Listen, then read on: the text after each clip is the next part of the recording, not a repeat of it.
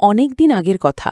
দূরের এক গ্রামে বাস করত দুই বন্ধু। তারা সবসময় একসাথে বসে আড্ডা দিত, গ্রামের গাছতলায়, কখনো পুকুরের ধারে, আবার কখনো মাঠের মাঝখানে। হাসি, আনন্দ আর গল্পে ভরে উঠত তাদের প্রতিটি মুহূর্ত। জানিস, ছোটবেলা থেকেই আমার ইচ্ছা ছিল এই গ্রামের পাশের জঙ্গলটা একবার ঘুরে দেখি।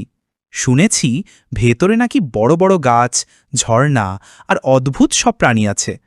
কতদিন ধরেই ভাবছি যাব, কিন্তু সাহস করে উঠতে পারিনি। ঠিকই বলেছিস, আমিও কতবার ভেবেছি যাব। গ্রামের লোকেরা শুধু ভয় দেখায়, বলে জঙ্গলে নাকি হিংস্র প্রাণী থাকে, তাই কেউ যায় না। কিন্তু ভাবত, যদি সত্যি আমরা যাই আর সেই সবকিছু চোখে দেখি, তাহলে অভিজ্ঞতাটা কেমন হবে। হ্যাঁ, ঠিক বলেছিস। হয়তো একটু ভয় আছে, কিন্তু আমরা যদি একসাথে যাই তবে কিছুই হবে না। তোর সাথে থাকলে আমি যে কোনো জায়গায় যেতে পারি। তাই তো, বন্ধুত্ব মানেই তো একে অপরকে সাহস দেওয়া। তাহলে ঠিক হলো, কাল ভোরেই আমরা জঙ্গলের পথে রওনা হব।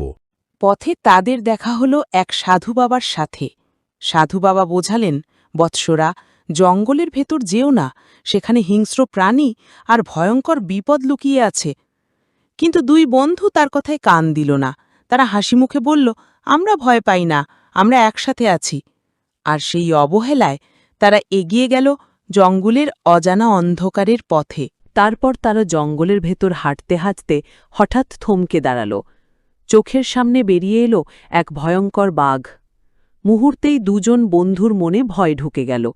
হঠাৎ এক বন্ধু সাহস করে সামনে এগিয়ে গেল বাঘের সাথে লড়াই করার জন্য, আর এক বন্ধু ভয়ে পালিয়ে গেল দূরে। এভাবেই তাদের বন্ধুত্বের পরীক্ষা মুহূর্তেই ভেঙে গেল।